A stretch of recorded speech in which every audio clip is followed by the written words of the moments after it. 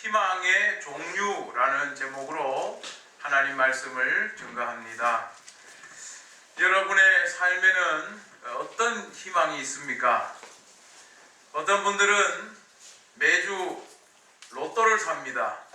한 5,000원 정도 부담되지 않는 선에서 로또를 사서 지갑 안에 딱 넣어놓으면 뭔가 기대감이 있고 삶에 희망이 있어서 굉장히 한 주간을 아주 기분 좋게 보낼 수 있다, 그렇게 말하는 분들이 있습니다.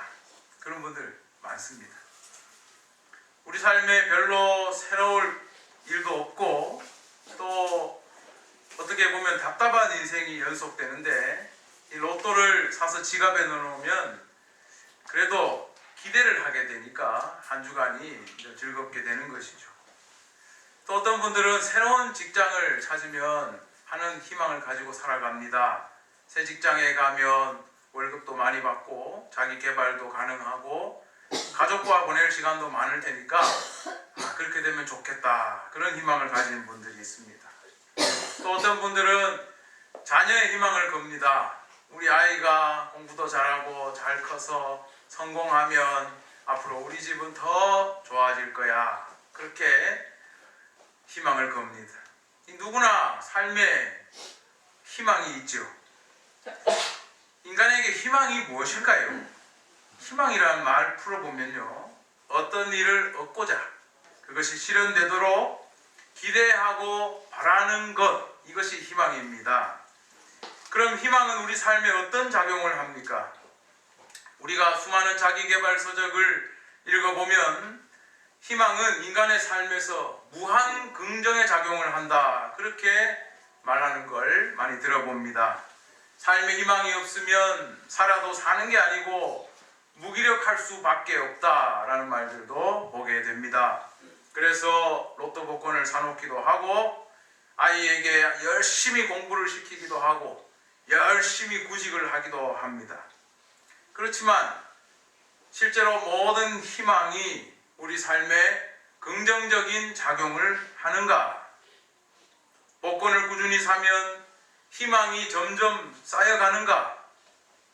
그렇지는 않습니다. 오늘은 이 대림절 셋째 주를 맞아서 하나님께서 주신 이 말씀을 가지고 우리를 살리고 우리를 행복하게 하고 우리 삶의 의미를 찾아주는 진짜 희망이 무엇일까? 그것을 함께 나눠보고자 합니다. 교회에게 나온 오늘 본문 말씀, 구약의 말씀 이사야 35장 1절 10절을 보면 앞으로 이스라엘에 임할 희망찬 미래를 보여주고 있습니다. 광야와 메마른 땅이 기뻐하고 사막이 백합화같이 피어 즐거워하고 무성하게 피어 기쁜 노래로 즐거워할 것이다. 그것들이 여호와의 영광, 우리 하나님의 아름다움을 보리로다, 그렇게 말합니다. 열국의 침략을 받아서 이스라엘이 고통 속에서 괴로운 나날을 보내겠지만 하나님께서 모든 것들을 회복시키겠다는 희망의 메시지가 오늘 우리가 읽은 말씀입니다. 이 핵심은 10절에 있습니다. 10절에 여호와의 속량함을 받은 자들이 돌아오되 노래하며 시온에 이르러 그들의 머리 위에 영영한 희락을 띠고 기쁨과 즐거움을 얻으리니 슬픔과 탄식이 사라지리로다. 지금은 고통스럽고 아주 힘들지만 여호와께서 모든 것을 회복시켜 주시고 기쁨과 즐거움을 얻게 될 거다, 슬픔과 탄식이 사라질 거다, 그런 주제가 담겨 있습니다. 그런데 하나님께서 이스라엘을 회복시켜 주실 때 이걸 누릴 자들이 모든 사람이 아닙니다. 7절 마지막 부분부터 보시면 승냥이의 눕던 곳에 풀과 갈대와 부들이 날 것이며 거기에 대로가 있어 그 길을 거룩한 길이라 일컫는 바되리니 깨끗하지 못한 자는 지나가지 못한다 라고 기록되어 있습니다. 승냥이가 눕던 곳이란 침략자들이 유린하던 땅을 말하는 거겠죠. 거기에 풀과 부들이 난다는 말은 저 사람들이 이제 다 물러가고 다시 평화가 돌아온다는 표현입니다. 그런데 이렇게 모든 것이 회복될 때 깨끗하지 못한 사람은 거기로 걸어가지 못한다. 구속함을 받은 자들에게만 허락되었다. 그 축복이, 회복이 모든 사람들이 누릴 것이 아니다. 바로 그런 말씀이 여기 들어 있습니다. 이것은 우리에게 생각할 거리를 제공합니다. 우리가 희망을 주는 메시지를 많이 듣죠. 희망의 메시지는 마냥 좋은 것만 가득 차 있어야 한다고 우리는 생각을 하는데, 특히 성경에서 이 희망을 주는 메시지는 좋은 말만 있을 것처럼 생각하는데 그렇지 않다는 걸 알게 됩니다. 하나님께서 이스라엘을 회복시킨다는 희망의 메시지에도 낙관적인 그런 희망만 가득 차 있는 게 아닙니다. 하나님이 이스라엘을 회복할 때 거기 그 길을 걸어갈 사람은 깨끗한 자, 구속함을 입은 자라는 조건이 붙어 있어요. 제한이 걸려있는 희망입니다. 물론 그 제한이 숫자를 제한한 건 아닙니다. 몇 명까지만 구원하겠다, 그건 아니지만 구원의 조건, 깨끗해야 된다, 구속함을 받아야 된다라는 제한이 걸려 있습니다. 다시 말하면 이 희망의 메시지는, 이스라엘의 회복이라는 희망의 메시지는 여호와의 속량함을 받은 자들에게 주어질 그런 축복의 메시지예요. 이것은 교회 다니는 많은 사람들이 무조건 하나님의 자녀는 잘 될 수밖에 없어 라고 막연하게 생각하는 것과는 참 다른 모습입니다. 이스라엘 사람들도 그렇게 생각합니다. 우리는 선민이니까 무조건 희망찬 미래가 열릴 거야. 그런데 성경 말씀을 보면 희망이 전부 그냥 낙관적인 것으로, 제한이 없는 아주 무진장 좋은 말들만 가득 차 있지 않다는 것을 보게 됩니다. 우리는 누군가에게 희망을 주고 싶을 때 나쁜 말 하지 않습니다. 좋은 말만 합니다. 예를 들어서 여러분 지인이 창업을 하고 만약 가게를 열어서 여러분 초대를 받았다고 생각해 봅시다. 가서 여러분 아주 꼬치꼬치 나쁜 말 할 겁니까? 가면 뭐라고 말합니까? 잘 될 거다, 대박 날 거다, 앞으로 돈 벌 일만 남았다, 뭐 이런 좋은 말들을 우리는 주고받습니다. 속마음으로 생각할 때는 눈에 걸리는 게 많겠죠. 아, 이거 문제가 많은데, 저래 가지고 안 되는데 하면서도 겉으로는 희망적인 말들만 계속합니다. 잘 될 거야, 대박 날 거야. 우리가 TV를 보면 광고에 잘 될 거라 이런 말들이 많지요. 왜냐하면 사람들이 그런 말 듣는 걸 좋아하기 때문입니다. 이제 앞으로 새해가 다가오면 TV에 그런 말들이 더 많이 들리게 될 겁니다. 새해에는 좋은 일만 가득하세요. 계획하는 일을 다 이루세요. 그러나 절대로 계획한 거 다 이루지 못하고 좋은 일만 일어나지 않는다는 걸 우리는 압니다. 그런데도 서로 이런 말들을 주고받으면서 행복감을 맛보는 거예요. 교회에서도 희망적인 말들이 넘쳐납니다. 어떤 경우는 성경 말씀보다도 목사님이 해주는 칭찬, 긍정의 말, 덕담 이런 거 들으러 교회 가는 분들도 많습니다. 심지어 저는 어떤 교회 가보니까 설교 전에 목사님이 우리 서로 따라 합시다 그래놓고 하는 말씀이 우린 다 잘 됩니다, 우린 다 성공합니다, 서로 따라 하자고. 그거 한번 듣고 설교를 듣는 걸 보았습니다. 하나님의 자녀는 다 잘 될 거라는 낙관적인 생각을 심어주는 것입니다. 그런데 실제로 하나님의 자녀는 그렇게 말처럼 다 잘 된다면 걱정할 게 뭐가 있겠습니까? 실제로는 그렇지 않습니다. 우리는 희망을 찾고 싶으니까 안 될 값이라도 낙관적인 그런 말들을 주고받는 것이죠. 소설 발가락이 닮았다 해서 자기 아이가 아닌 줄 알면서도 찬찬히 훑어보니까 가운데 발가락이 나하고 닮았다, 그렇게 믿고 싶은 것과 다르지 않습니다. 그런데 우리는 성경이 말씀하는 진짜 희망과 사람들이 위안을 삼고자 주고받는 이 낙관적인 말들을 구분할 줄 알아야 합니다. 사람들은 희망이라고 하면 어떤 제한도 없이 무조건 좋은 말만 가득 들어있어야 한다고 오해를 하지만, 그래서 기독교의 설교 말씀도 그래야 한다고 원하고 있고, 더 축복해달라, 더 좋은 말만 해달라, 더 칭찬해달라, 그렇게 말하지만 오늘 본문에서도 볼 수 있듯이 희망의 메시지라고 해서 좋은 말이 가득 차 있고 아무런 조건도 제한도 없이 모든 게 다 이루어진다라는 축복의 메시지는 성경에 나오지 않습니다. 하나님의 희망의 메시지는 구속함을 입은 자, 깨끗한 자, 여호와의 속량함을 입어야 한다는 이런 조건, 이런 제한이 분명히 걸려 있습니다. 오늘 본문 신약의 마태복음 11장 2절 이하에서도 사람들은 희망에 대해서 쉽게 오해를 하고, 또 그럴 경우에 자기가 품었던 희망을 포기하지 않으려는 경향을 보게 됩니다. 오늘 본문 마태복음 11장 2절 이하의 말씀은 얼마 전에 제가 설교했던 본문입니다. 누가복음 7장 18절 이하의 내용과 동일합니다. 세례 요한이 감옥에서 자기 제자들을 예수님께 보내어 질문을 하지요. 오실 그이가 당신입니까? 그렇게 물어보았습니다.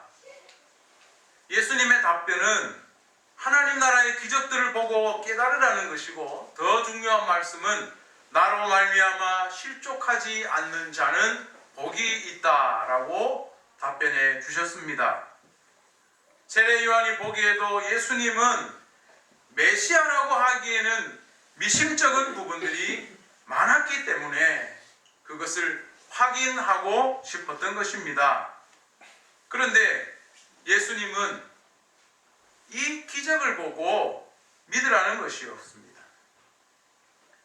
우리가 이 세례 요한의 질문을 보면 희망이라는 것, 내가 바라던 것이 꼭 그대로 다 이루어지지 않는다는 걸 생각해 보게 됩니다. 심지어 하나님이 택한 이 계시를 담당한 선지자까지도 헷갈리게 만드는 것이 희망이라는 것을 알게 됩니다. 그런데 예수님 말씀은 나로 말미암아 실족하지 않는 자가 복이 있다고 하셨습니다. 우리가 구원을 받는 것은 내가 희망을 품고 있다고 해서 실현되는 게 아닙니다. 구원이라는 것은 하나님이 약속하고 그것을 행할 때 이루어지는 것이에요. 그래서 세례 요한도 헷갈린 겁니다. 오늘날 많은 사람들이 희망을 입에 올립니다. 그런데 그게 어떤 모습을 가지고 있습니까? 우리는 희망을 생각할 때 두 종류의 극단적인 모습들을 볼 수가 있습니다. 어떤 사람들은 희망은 현실과 동떨어진 것으로 실현 가능성이 희박한데도 불구하고 막연히 품고 있는 망상과 유사한 것인 경우가 있습니다.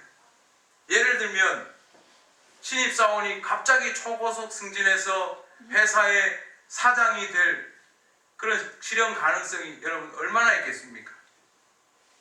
거의 없죠. 희박합니다. 전교 꼴찌하던 아이가 1년 만에 공부해서 서울대학교 갈 확률이 여러분 얼마나 될까요? 자기는 아무것도 가진 것 없는 사람이 집안, 학벌, 외모 모든 걸 다 가진 사람과 결혼할 가능성 여러분 얼마나 될까요? 실현 가능성이 거의 없습니다. 그런데도 드라마나 영화에서는 이런 일들이 일어납니다. 왜 일어납니까? 사람들이 그걸 좋아하니까. 작가들이 그런 이야기를 만들어 내는 것입니다. 그리고 사람들은 그런 영화나 드라마를 보고 그런 희망을 품어요. 그것을 희망이라고 생각합니다. 로또 광고 보고 로또를 사서 지갑에 넣어놓고 일주일 동안 편안한 마음을 갖는 것도 그런 광고 보고 로또 된 사람들 기사를 보고 나도 되지 않을까 그런 생각을 해서 품고 있는 것이죠. 그런데 허무맹랑한 희망이 결국은 실현될 수 없다는 걸 뼈저리게 경험하게 되면 그 뒤에 사람들의 반응은 어떠냐 하면 아예 희망 자체를 하지 않는 경우가 생깁니다. 이건 어차피 안 돼. 그래서 아예 삶 속에서 희망을 두지 않습니다. 왜냐하면 희망을 가져봐야 안 됐기 때문에 미리 그런 쓸데없는 희망은 가지지 말자. 그런 결정을 내리고 급기야 삶에서 바라는 목표도 없고 꿈도 꾸지 않고 그냥 주어진 시간을 때우면서 살아가는 사람들, 그런 사람들이 굉장히 많습니다. 내가 희망해봐야 안 된다는 걸 나름대로 겪어보았기 때문에 이렇게 반응합니다. 우리가 생각하는 희망은 이렇게 양극단적인 모습으로 나타나는 경우가 많습니다. 그런데 두 개 다 사실은 잘못된 것입니다. 희망을 이렇게 극단적으로 생각하는 것은 인생을 살아가는데 아주 큰 걸림돌이 될 겁니다. 이런 삶의 태도는 빨리 고쳐야 됩니다. 우리나라 기성세대들은 경제가 발전하고 사회가 막 성장하는 시대를 지나왔습니다. 그래서 그 시대에는 모두 낙관적인 희망을 가지고 있었습니다. 그리고 희망을 가지면 실제로 대부분 이루어졌습니다. 나라가 성장하고 있었기 때문에. 그래서 우리 어른들은 왜 젊은이들이 꿈도 꾸지 않고 도전하지 않느냐 그렇게 많이 질책들을 하십니다. 근데 그 시대는 그랬어요. 희망하면 바라는 대로 나라가 성장하면서 같이 다 성장했어요. 교회도 그 시대에 지은 교회들은 다 성장했어요. 교회만 지어놓으면 사람들이 막 몰려왔어요. 그 시대는 그랬습니다. 그런데 지금 시대는 어떻습니까? 지금 젊은이들은 그걸 믿지 않아요. 그런 낙관적인 희망을 가지지 않습니다. 요즘 많이 유행하는 말들 중에 희망 고문 그런 말들이 있죠. 그런 거 하지 말라는 거죠. 그래서 내가 할 수 있는 만큼만 행복을 찾겠다. 소확행, 소소하지만 확실한 행복을 찾겠다. 내가 절망할 건 미리 하지도 않겠다. 그런 이야기를 합니다. 요즘 젊은이들은. 도전해봐야 안 될 거 안 해. 낙관적인 희망을 품어봐야 안 될 거 미리 안 해. 나는 소확행만 할 거야. 근데 여러분 그런 생각 가지고 있으면 나중에 소확행도 안 돼요. 물러서다 보면 나중에 결국 내가 설 자리도 없어지는 것이죠. 우리는 이렇게 서로 다른 모습들을 가지고 있습니다.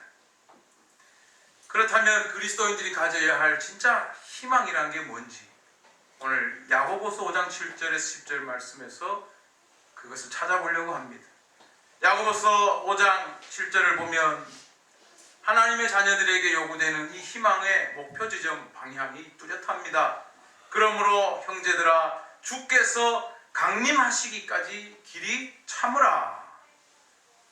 그리스도인들에게 희망의 목표 지점은 오시는 주님, 그분을 통해 이루어질 영광의 나라입니다. 그리스도인에게 희망의 방향은 오시는 주님을 향하고 있어야 한다는 것이죠. 하나님 나라가 완전하게 실현되는 그 세상, 주님을 통해 이루어지는 아름다운 세상, 그것을 바라보아야 한다는 겁니다. 그런데 이 본문에서 더 주목할 부분은 주께서 강림하시기까지 길이 참으라 하는 겁니다.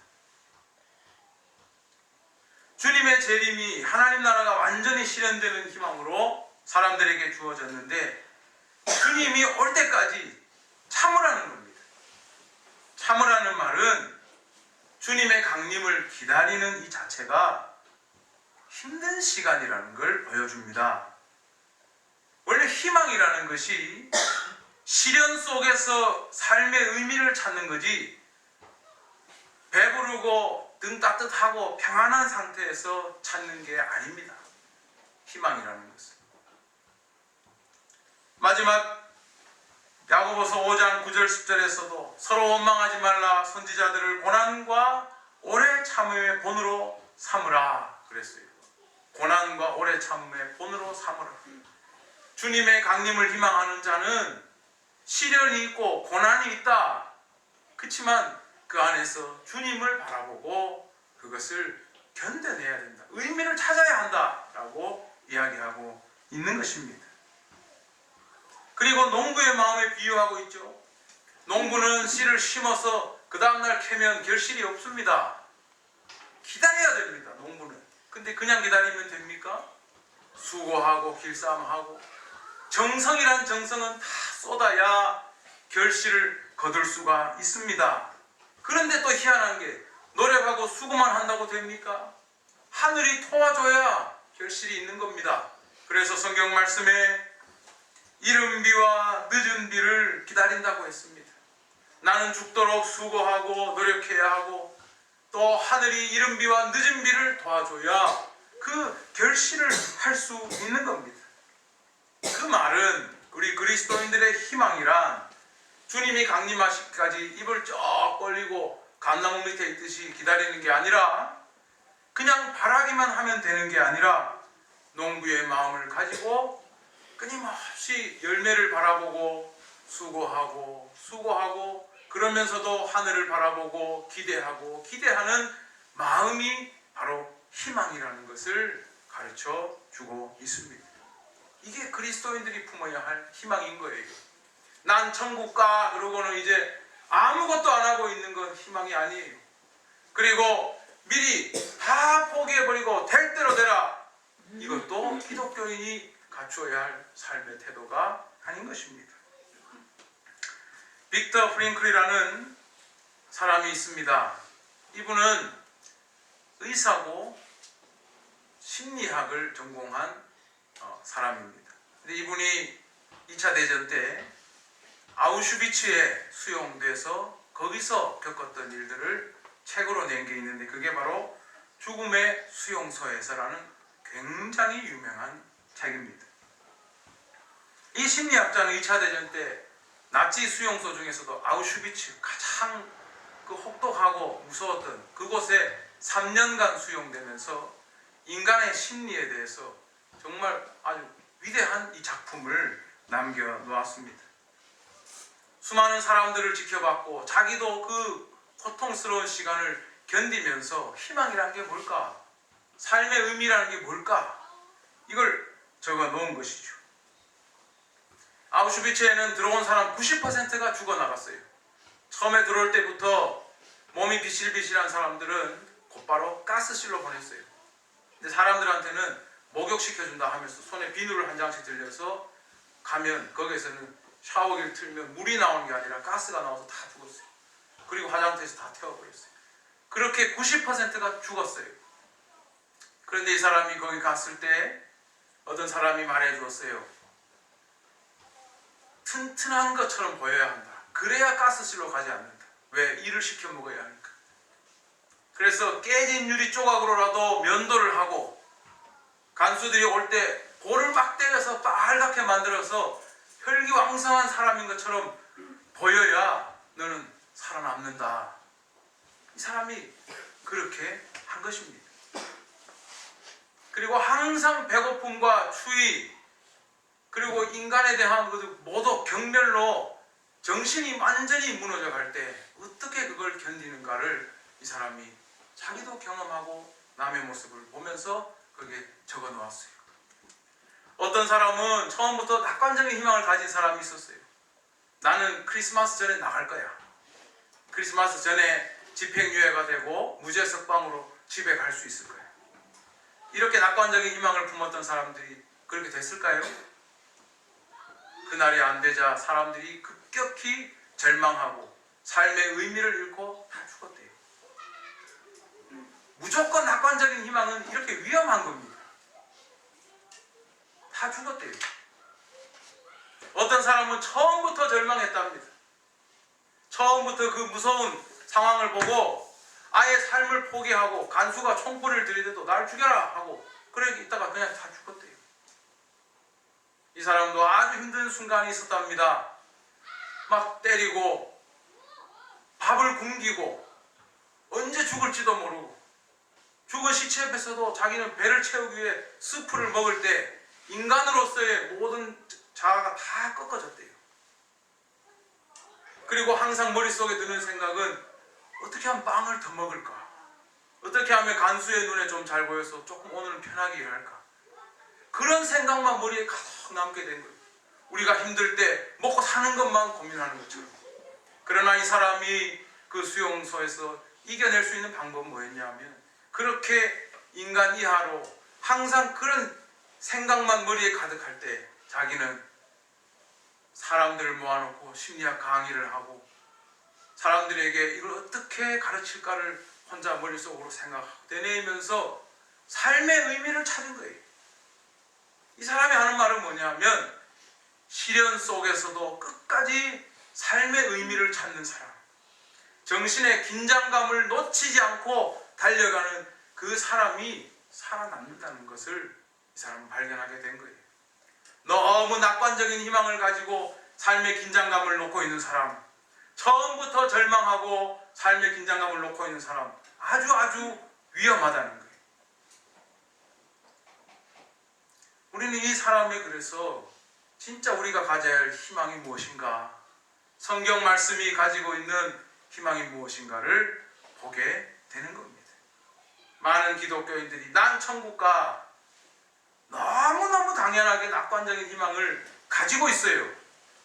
어떤 사람들은 아예 그런 낙관적인 희망에 대해서 기대도 하지 않고 내가 내 손으로 요만큼 벌어서 나 그거 먹고 만족할래 소확행을 부르짖어요. 이것이 다 옳은 모습은 아닙니다. 우리는 더 높은 차원의 가치를 바라보아야 합니다. 먹고 사는 거 맨날 그것만 생각할 것이 아니라 주님 나라에 대한 희망, 우린 그게 있어야 되고 오늘날 이 세상에 예수님 오신 지 2000년이 넘었지만 여전히 악이 가득하고 여전히 우리가 이해 못할 하나님이 있다면 어떻게 이런 일이 있을까라는 그러한 의심이 들지만 그럼에도 불구하고 주님 나라에서 의미를 찾고 예수님에 대한 희망을 포기하지 않는 사람에게 하나님의 놀라운 은혜와 축복이 있는 줄로 믿습니다. 사람들은 크리스마스가 되면 눈이 오기를 바랍니다. 왜? 눈이 오면 온 세상의 더러운 것들도 순간적으로 다 덮기 때문에 깨끗하잖아요. 그런데 눈이 녹으면 어떻습니까? 더러움 다 드러납니다. 그런 순간적인 희망이 성경이 말하는 희망이 아닙니다. 우리는 끝까지 예수님께 소망을 두고 거기에서 의미를 찾고 내가 해야 할 일이 무엇인지를 발견하고 자기 미래를 자기 손에 쥐고 주님을 바라보면서 끝까지 달려갈 때 그때 하나님의 놀라운 축복을 경험하게 될 줄로 믿습니다. 모든 건 미리 다 맡겨놓고 나는 아무것도 못해요. 주님이 다 해주세요. 믿음이 아닙니다, 여러분. 그것은 자기 미래가 자기 손에 있다는 걸 알고 달려가는 사람에게 희망이 있는 거예요.